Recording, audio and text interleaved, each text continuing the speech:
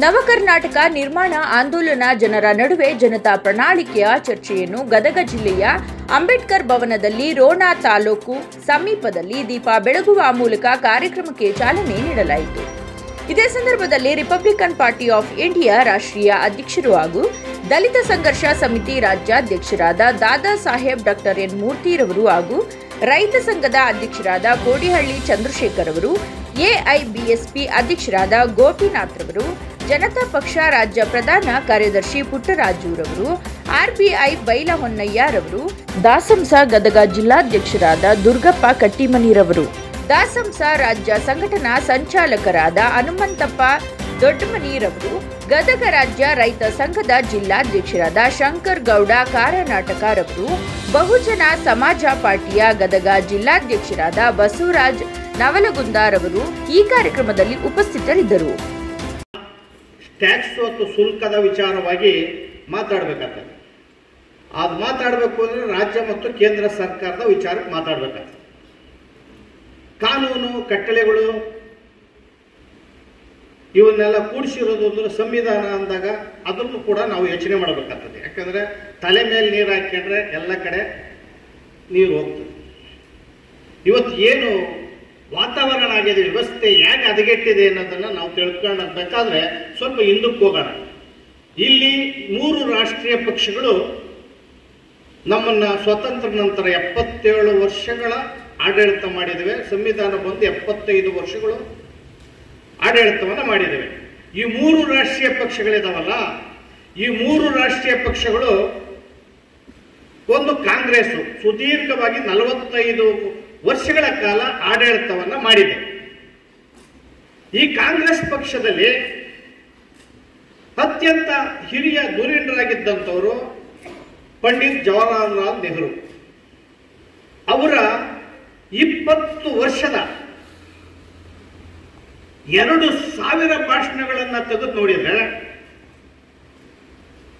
ಒಂದು ಭಾಷಣದಲ್ಲೂ ಕೂಡ ಪರಿಶಿಷ್ಟ ಜಾತಿಗಳ ಕಲ್ಯಾಣದ ಬಗ್ಗೆ ಮಾತಾಡಿಲ್ಲ. ಅಂದ್ರೆ ಸಂವಿಧಾನ ಗೌರವವನ್ನು ಎಲ್ಲಿ ಕೊಟ್ರಿ ನೀವು? ಸಿದ್ದರಾಮಯ್ಯನವರು ನಾನು ಅಹಿಂದ ನಾಯಕ, ಸಾಮಾಜಿಕ ನ್ಯಾಯದ ಹರಿಕಾರ ಅಂತ ಹೇಳ್ತಾರೆ. ಈಗಾಗಲೇ ಬದಲಾಗಿ ಕುಂಕುಮ ಇಕ್ಕಿರುವಂಥದ್ದು, ದೇವಸ್ಥಾನಕ್ಕೆ ಟೆಂಪಲ್ ರನ್ ಮಾಡುವಂಥದ್ದು, ಮೃದು ಕೋಮುವಾದಿಯಾಗಿ ಬದಲಾಗಿದ್ದಾರೆ. ಸಮಾಜವಾದಿಗಳು ಬದಲಾಗಿದ್ದಾರೆ, ಲೋಹಿಯಾವಾದಿಗಳು ಬದಲಾಗಿದ್ದಾರೆ, ಅಂಬೇಡ್ಕರ್ ವಾದಿಗಳು ಬದಲಾಗಿದ್ದಾರೆ. ಇಂಥ ಒಂದು ಪರಿಸ್ಥಿತಿನಲ್ಲಿ ರೈತರು, ಕೂಲಿ ಕಾರ್ಮಿಕರು, ಆದಿವಾಸಿಗಳು, ಬುಡಕಟ್ಟು ಜನಗಳು, ಸಹಸ್ರಾರು ಜಾತಿಗಳನ್ನು ಇಟ್ಟಿದ್ದಾರಲ್ಲ, ಇವರ ಸ್ಥಿತಿಗತಿಗಳು ಏನು? ಬಾಬಾ ಸಾಹೇಬ್ ಅಂಬೇಡ್ಕರ್ ಒಂದೇ ಲೈನಾಗಿ ಹೇಳ್ಬಿಡ್ತಾರೆ, ಕಾಂಗ್ರೆಸ್ ಉರಿಯೋ ಮನೆ, ಅಲ್ಲೋದಕ್ಕೆ ಸುಟ್ಟೋತಿರ. ಕಾಂಗ್ರೆಸ್ನ ನೀವು ಜಾಗ ಮಾಡ್ಕೊಂಡ್ರು ಅಂತವ್ರು ಬಾಬಾ ಸಾಹೇಬ್ ಅಂಬೇಡ್ಕರ್ಗೆ ಹೆಸರನ್ನ ಯಾಕೆ ಹೇಳ್ತೀರಿ? ಬಾಬಾ ಸಾಹೇಬ್ ಅಂಬೇಡ್ಕರ್ ಸತ್ತಾಗ ಡೆಲ್ಲಿಯಿಂದ ಬಾಂಬೆಯಿಂದ ಡೆಲ್ಲಿ ತರಬೇಕಾದ್ರೆ, ಅಲ್ಲ ಡೆಲ್ಲಿಯಿಂದ ಬಾಂಬೆ ತರಬೇಕಾದ್ರೆ ಒಂದು ಫ್ಲೈಟ್ ಕೂಡ ಕಾಂಗ್ರೆಸ್ ಒದಗಿಸಲಿಲ್ಲ, ಜಾಗ ಕೊಡಲಿಲ್ಲ. ಸಮುದ್ರ ತೀರದಲ್ಲಿ ಅನಾಥ ಹೆಣ ರೀತಿನೆಲ್ಲ ಹಾಕಿದ್ದಾರೆ. ಈ ಸತ್ಯ ತಾವು ನೋಡ್ಬೇಕಲ್ಲ. ನಾವು ಹೋರಾಟ ಮಾಡೋದನ್ನ ಯಾವುದೂ ಪಡ್ಕೊಂಡಿಲ್ಲ. ಬಾಬಾ ಸಾಹೇಬ್ ಅಂಬೇಡ್ಕರ್ ಅವ್ರಿಗೆ ಭಾರತ ರತ್ನ ಕೊಡಬೇಕಾದ್ರೆ ನಾವು ಹೋರಾಟ ಮಾಡಿದ ಮೇಲೆ 1990 VP ಸಿಂಗ್ ಗೌರ್ಮೆಂಟಲ್ಲಿ ಈ ಭಾರತ ರತ್ನ ಕೊಟ್ಟರು.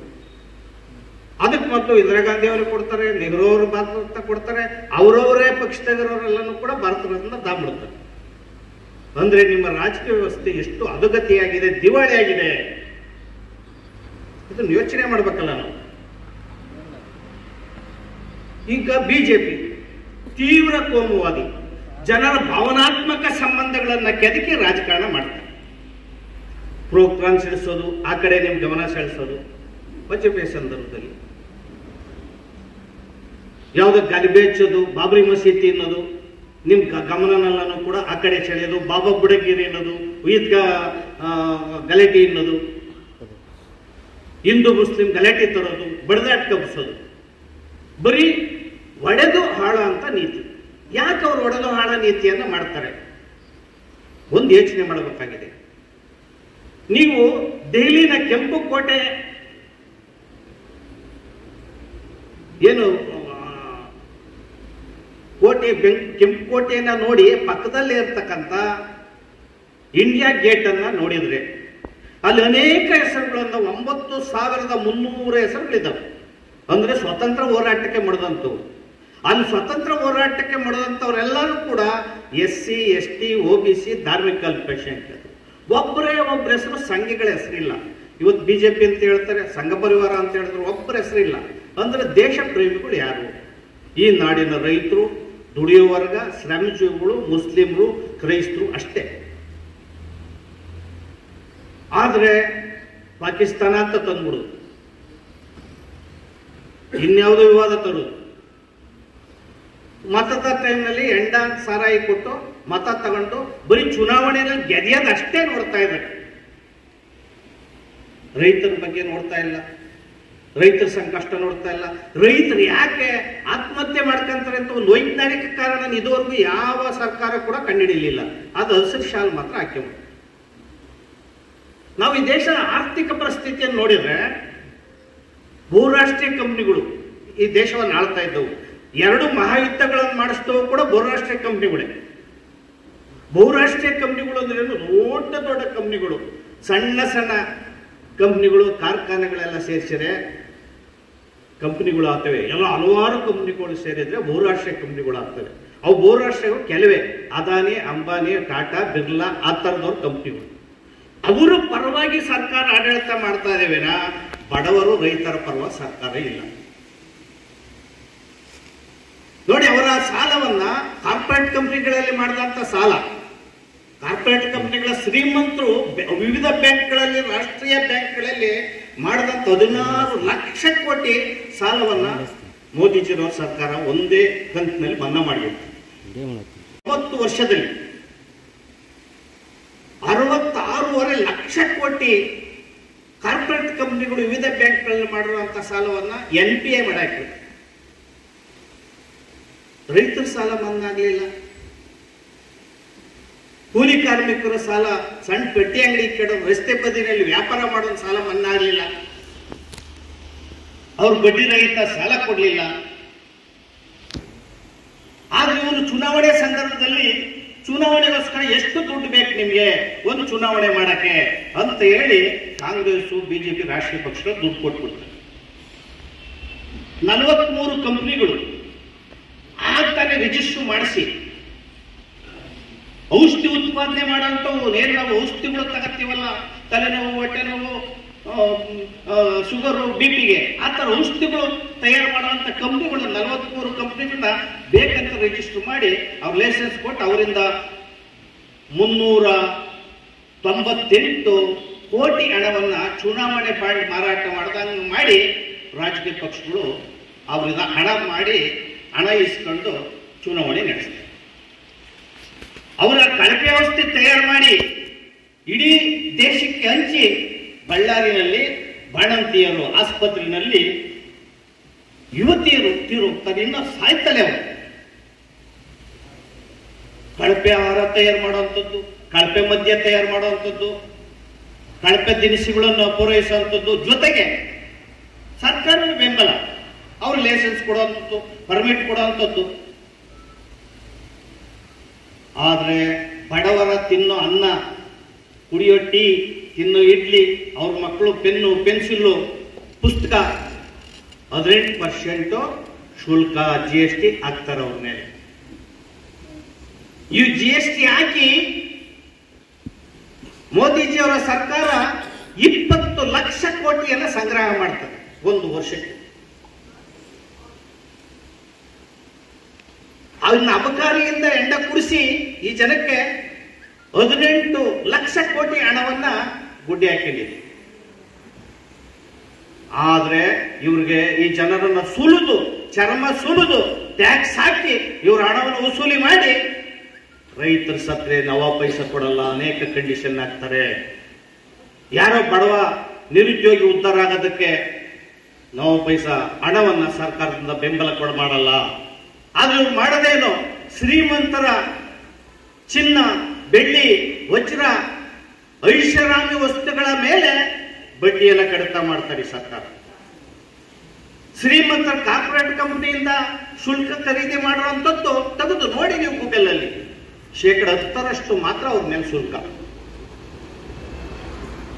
ಇಡೀ ಬಡವರ ಮೇಲೆ ಶುಲ್ಕ 18ಕ್ಕಿಂತ ಜಾಸ್ತಿ. ನೀವು ಹಾಕಿರೋ ಬಟ್ಟೆ, ನೀವು ಹಾಕಿರೋ ಚಪ್ಪಲಿ, ನೀವು ಹಾಕಿರುವಂತ ಪಂಚೆ, ಪ್ಯಾಂಟು ಎಲ್ಲದರಲ್ಲೂ ಟ್ಯಾಕ್ಸ್ ಹಾಕಿದ್ದಾರೆ ಬಡವರ ಮೇಲೆ. ಈ ತರ ಬಡವರ ಚರ್ಮ ಸುರಿಯುವಂತ ಕೆಲಸವನ್ನ, ಬಡವರ ರಕ್ತ ಕುಡಿಯುವಂತ ಕೆಲಸವನ್ನ ಕಾಂಗ್ರೆಸ್, ಬಿಜೆಪಿ ರಾಷ್ಟ್ರೀಯ ಪಕ್ಷಗಳು ಮಾಡ್ತಾ ಇದ್ವಿ. ಯಾವ ಪಕ್ಷಗಳು? ಈ ಪಕ್ಷಗಳು 1970 ಆಚೆಗೆ ಒಂದೇ ಪಕ್ಷ ಆಗಿತ್ತು, ಕಾಂಗ್ರೆಸ್ ಪಕ್ಷ. ಒಂದೇ ಗರ್ಭದಿಂದ ಜನಿಸಿದಂತ ಪಕ್ಷಗಳಿವೆಲ್ಲ, ಒಂದೇ ಗರ್ಭ ಸಂಜಾತ ಪಕ್ಷಗಳು ಕಾಂಗ್ರೆಸ್, ಬಿಜೆಪಿ, ಜೆಡಿಎಸ್, ಇತರೆ ಪಕ್ಷಗಳು, ಕಮ್ಯುನಿಸ್ಟು, ಸಮಾಜವಾದಿ ಪಕ್ಷ ಎಲ್ಲಾನು ಕೂಡ. ಈ ಪಕ್ಷಗಳನ್ನು ಬಿಟ್ಕೋಬೇಕಾ ಬೇಡವ ಅನ್ನೋ ತೀರ್ಮಾನವನ್ನ ಇವತ್ತು ನಾವು ಮಾಡಬೇಕಾಗಿದೆ. ಇಲ್ಲದೆ ಹೋದ್ರೆ ಈ ದೇಶಕ್ಕೆ ಉಳಿಗಾಲ ಇಲ್ಲ, ಮುಂದಿನ ಪೀಳಿಗೆಗೆ ಉಳಿಗಾಲ ಇಲ್ಲ. ಆರೋಗ್ಯಕ್ಕೆ ಕೊಟ್ಟಿರುವಂತದ್ದು ರಾಜ್ಯದಲ್ಲೂ ಅಷ್ಟೇ, ಕೇಂದ್ರದಲ್ಲೂ ಅಷ್ಟೇ 2% ಹೆಚ್ಚಿಗೆ ಹಣವನ್ನ ಮೀಸಲಿಡ್ತಾ ಇಲ್ಲ. ಶಿಕ್ಷಣಕ್ಕೆ 2% ಹೆಚ್ಚು ಮಾಡ್ತಾನೆ ಇಲ್ಲ. ಇವತ್ತಾಗಲೇ ದೇಶದಲ್ಲಿ 30 ಕೋಟಿ ನಿರುದ್ಯೋಗಿಗಳಿದ್ದಾರೆ. 11.5% ಹೆಚ್ಚು ನಿರುದ್ಯೋಗಿಗಳು ಇತ್ತೀಚೆಗೆ ಹೆಚ್ಚಾಗಿದ್ದಾರೆ. ದೇಶದ ಮೇಲೆ ಸಾಲ, ನಿಮ್ಮ ಮೇಲಿರುವಂತ ಸಾಲ. ದೇಶ ಅಂದ್ರೆ ಜನ, ಗುಡ್ಡ ಗಾಡು ಅರಣ್ಯ ಪ್ರದೇಶ ಅಲ್ಲ. ದೇಶ ಅಂದ್ರೆ ಜನ. ದೇಶದ ಮೇಲಿರುವಂತ ಸಾಲ 183 ಲಕ್ಷ ಕೋಟಿ. 1 ಲಕ್ಷ ಕೋಟಿ ಎಷ್ಟು ಅಂತ ಲೆಕ್ಕ ಮಾಡಿ ನೋಡಿ. ಮೋದಿಜಿ ಅವರು ಬರೀ ಅವ್ರು ಬಂದ ಮೇಲೆ 9 ವರ್ಷದಲ್ಲಿ 100 ಲಕ್ಷ ಕೋಟಿ ಸಾಲ ಮಾಡಿಬಿಟ್ರು. ಈಗ ರಾಜ್ಯದಲ್ಲಿ ಇದ್ದ ಸಾಲ 553 ಲಕ್ಷ ಕೋಟಿ ಇತ್ತು. ಈಗ 2006ಕ್ಕೆ ಮತ್ತೆ 1 ಲಕ್ಷಕ್ಕೂ ಹೆಚ್ಚು ಸಾಲವನ್ನ ಇಲ್ಲಿ ಮಾಡಿದೆ. ಈ ರೀತಿ ದೇಶವನ್ನ ಬರಬಾದ್ ಮಾಡುವಂಥದ್ದು, ದೇಶವನ್ನ ದಿವಾಳಿ ಮಾಡುವಂತ ಕೆಲಸವನ್ನ 100 ರಾಜಕೀಯ ಪಕ್ಷಗಳು ಮಾಡ್ತಾ ಇದ್ದಾವೆ. ಜನ ಯೋಚನೆ ಮಾಡಬೇಕಾಗಿದೆ. ಯೋಚನೆ ಮಾಡದೆ ಹೋದ್ರೆ ಈ ದೇಶದಲ್ಲಿ ಬಡತನ, ನಿರುದ್ಯೋಗ, ಹಾಹಾಕಾರ, ಅನಕ್ಷರತೆ, ಅಸಮಾನತೆ ಮತ್ತಷ್ಟು ಹೆಚ್ಚಾಗ್ತದೆ. ಈಗಾಗಲೇ ಕುಡಿಯೋ ನೀರು ಸಿಗ್ತಾ ಇಲ್ಲ. ಆಹಾರಗಳು ರೈತರಿಗೆ ಭೂಮಿಗೆ ಹಾಕೋದಕ್ಕೆ ಬೀಜಗಳು, ಧಾನ್ಯಗಳು ಸರಿಯಾಗಿ ಸಿಗ್ತಾ ಇಲ್ಲ. ಕಳಪೆ ಬೀಜಗಳು ಕೊಡ್ತಾ ಇದ್ದಾರೆ. ರಸಗೊಬ್ಬರಗಳು ಸಿಗ್ತಾ ಇಲ್ಲ. ಮೋದಿಜಿಯವರು ರಸಗೊಬ್ಬರಕ್ಕೆ ಮೇಲಿನ ಶುಲ್ಕವನ್ನ ಅದರ ಮೇಲಿನ ಸಬ್ಸಿಡಿಯನ್ನ 90,000 ಕೋಟಿ ಕಡಿಮೆ ಮಾಡಿದ್ದಾರೆ. ಆಹಾರದ ಮೇಲೆ 50,000 ಕೋಟಿ ಕಡಿಮೆ ಮಾಡಿದ್ದಾರೆ. ಅಂದ್ರೆ ಇವರು ಯಾರು ಪರವಾಗಿದ್ದಾರೆ?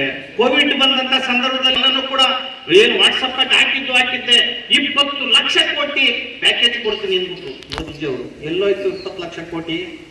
ಯಾರಿಗೂ ನಾವು ಅವಕಾಶ ಕೊಡ್ಲಿಲ್ಲ.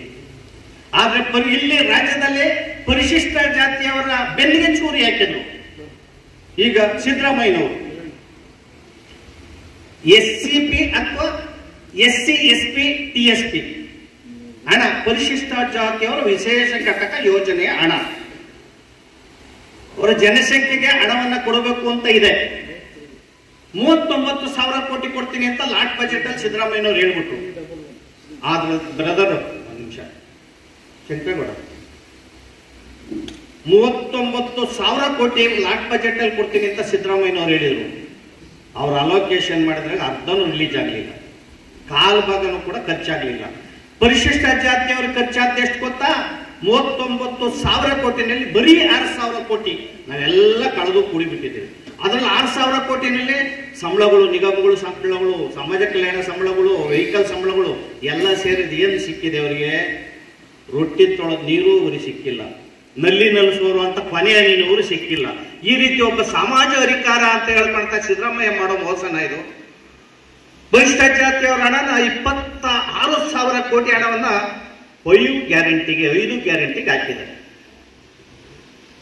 ಸಿದ್ದರಾಮಯ್ಯ 18ನೇ ತಾರೀಕು, ಈಗ ಎಷ್ಟು ಇವತ್ತು, ಎಷ್ಟು ತಾರೀಕು ಇವತ್ತು? 3/5.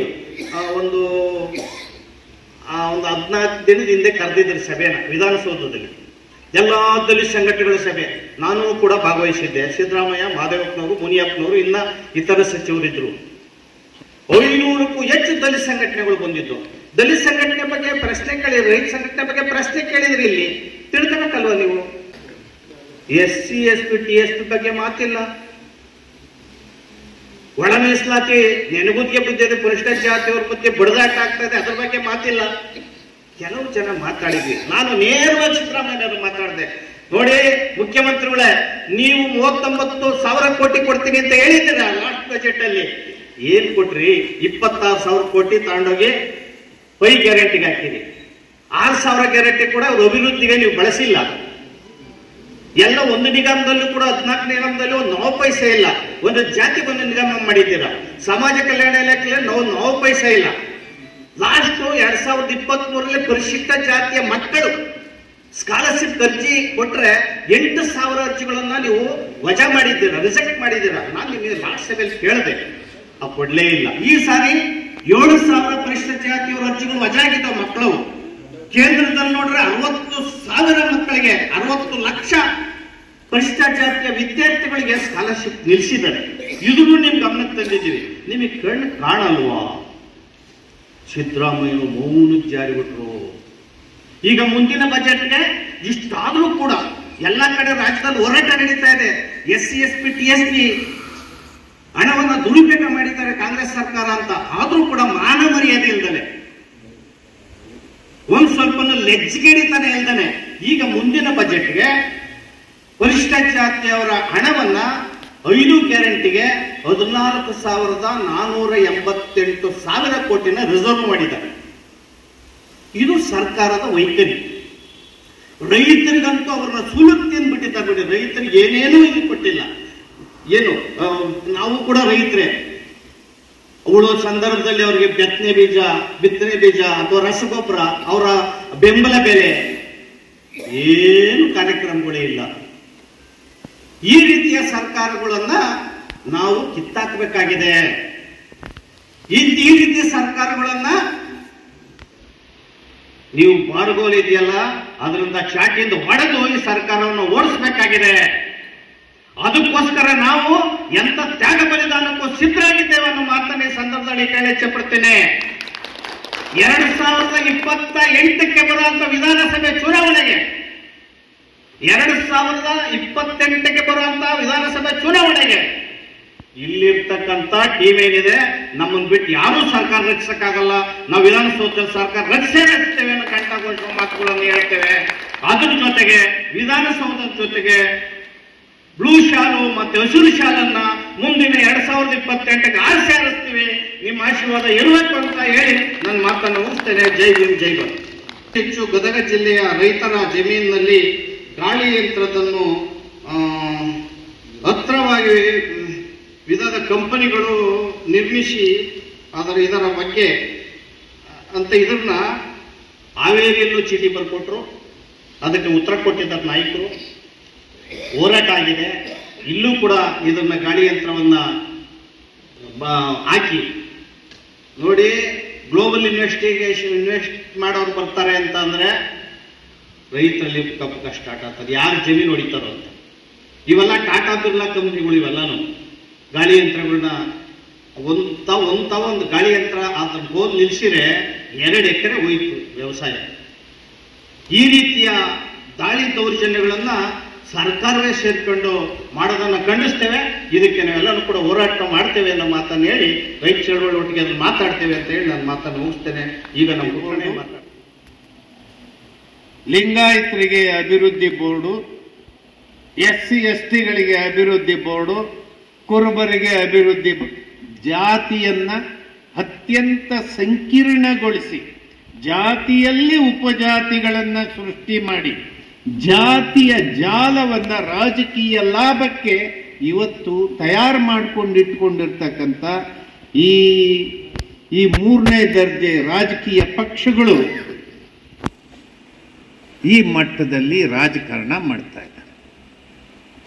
ಈಗ ನಾನು ಹೇಳಲಿಕ್ಕೆ ಹೊರಟಂತ ವಿಷಯ ಏನಂದ್ರೆ, ಅಂಬೇಡ್ಕರ್ ಮೀಸಲಾತಿ ಕೊಟ್ಟರು, ಒಬ್ಬ DC, ತಹಶೀಲ್ದಾರ, ಒಬ್ಬ ಪೊಲೀಸ್ ಅಧಿಕಾರಿ ಇದ್ದರೆ ನಾವೆಲ್ಲರೂ ಕಾನೂನಿನ ಕೆಳಗಡೆ ಗೌರವ ಕೊಡ್ತೀವ ಇಲ್ವೋ? ಕೊಡ್ತೀವಿ. ಆ ಮೂಲಕ ಆ ವ್ಯಕ್ತಿಗೆ, ಆ ಸಮಾಜಕ್ಕೆ ಗೌರವ ಹೆಚ್ಚು ಕೊಡ್ತಕ್ಕಂಥ ಕೆಲಸವನ್ನ ಕಾನೂನಿನ ಕೆಳಗಡೆ ಮಾಡಿದೆ. 12ನೇ ಶತಮಾನ ಎಲ್ಲಿ, 2025 ನಾವು ಇನ್ನೂ ಸಮಾನವಾಗಿ ಬದುಕಬೇಕು ಅಂತ ಹೇಳಿ ನೋಡ್ದಲೇ ಇರ್ತಕ್ಕಂಥ ಸನ್ನಿವೇಶ ನಾವೇ ಸೃಷ್ಟಿ ಮಾಡಿಕೊಂಡು ಜಾತಿಯನ್ನ ಭದ್ರಗೊಳಿಸೋದಕ್ಕೆ ಹೊರಟಿದ್ವಿ. ಬಂಧುಗಳೇ, ಅಂಬೇಡ್ಕರ್ ಮೀಸಲಾತಿ ಕೊಟ್ಟರು. ರೈತರಿಗೆ ಹೆಂಗೆ MSP ಅನಿವಾರ್ಯ ಕೃಷಿಗೆ ಅಂತ ಹೇಳಿದ್ನೋ, ಈಗ ಅಂಬೇಡ್ಕರ್ ಅಂತ ಮೀಸಲಾತಿ ಅಂತಿಮ ಕಾಲಘಟ್ಟಕ್ಕೆ ಬಂದು ತಲುಪ್ತಾ ಇದೆ. ಯಾಕೆ ಈ ಮಾತು ಹೇಳ್ತಾ ಇದ್ದೀನಿ ಅಂದರೆ, ಇನ್ನ ಮೇಲೆ ಸರ್ಕಾರಗಳಲ್ಲಿ ಅದೇ ಈಗ ಗದಗಿಗೆ ಇನ್ನೊಂದು ತಾಲೂಕು ಕಚೇರಿ ಕಟ್ಟಕ್ಕಾಗತ್ತಾ? ಇನ್ನೊಂದು DC ಕಚೇರಿ ಕಟ್ಟಕ್ಕಾಗತ್ತಾ? ಅಷ್ಟೇ ತಾನೆ, ಅಷ್ಟೇ ಉದ್ಯೋಗ. ಅಲ್ಲಿ ಯಾರು ರಿಟೈರ್ಡ್ ಆಗಬೇಕು, ಭರ್ತಿ ಆಗಬೇಕು. ಇನ್ನು ಹೆಚ್ಚಿಗೆ ಉದ್ಯೋಗ ಸೃಷ್ಟಿ ಆಗೋದಿಲ್ಲ.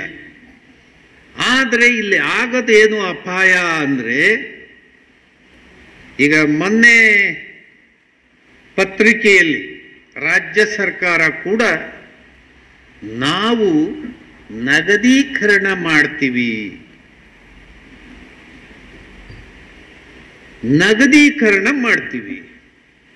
ನಗದೀಕರಣ ಅಂದ್ರೆ ಏನು? ಭಾರತ ಸರ್ಕಾರ ಬಹಳ ದೊಡ್ಡ ಹೆಜ್ಜೆಯನ್ನ ಅದರಲ್ಲಿ ಮುಂದೆ ಇಟ್ಟುಬಿಟ್ಟಿದ್ದಾರೆ. ನಗದೀಕರಣ ಮಾಡೋದು.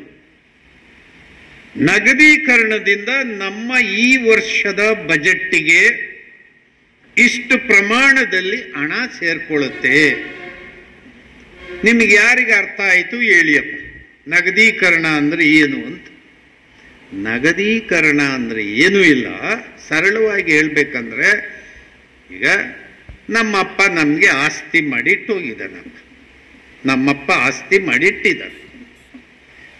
ಆಸ್ತಿಯನ್ನ ನಗದೀಕರಣ ಮಾಡಬೇಕು ಅಂದ್ರೆ ಏನ್ ಮಾಡಬೇಕು? ರೂಪಾಯಿ ಮಾಡ್ಬೇಕಂದ್ರೆ ಏನ್ ಮಾಡ್ಬೇಕು ಹೇಳಿ?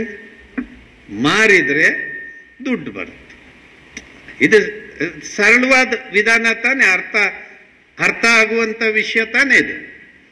ನಮ್ಮಪ್ಪನ ಆಸ್ತಿ ಇದೆ, ಈ ಆಸ್ತಿಯನ್ನ ನಗದು ಮಾಡೋದು ಅಂದ್ರೆ ಹೆಂಗೆ? ಅದನ್ನು ಬೇರೆಯವ್ರಿಗೆ ಕೊಡ್ಬೇಕಷ್ಟೇ. ಇದು ಸಿಂಪಲ್ ತಾನೆ, ಇದು ಸಿಂಪಲ್ ಆಗಿ ಅರ್ಥ ಆಗೋದು ತಾನೆ. ಇದ್ರ ಕೆಳಗಡೆ ಈಗ ಸರ್ಕಾರಿ ಸೌಮ್ಯದ, ಈಗ ಬೆಂಗಳೂರಿನಲ್ಲಿ ಅಥವಾ ಗದಗ್ನಲ್ಲಿ ಎಲ್ಲಾದರೂ ಸರ್ಕಾರಿ ಜಾಗವನ್ನ ನಗರದ ಪ್ರದೇಶಗಳಲ್ಲಿ ಇದೆ. ಅದನ್ನ ಬೆಂಗಳೂರಿನಲ್ಲಿ BDAದವರು ಎಲ್ಲೆಲ್ಲಿ BDA ಜಾಗ ಇದೆಯೋ ಅದನ್ನೆಲ್ಲ ಮಾರ್ಕೊಂಡ್ಬಿಡೋದು. ದುಡ್ಡಾಗುತ್ತೆ.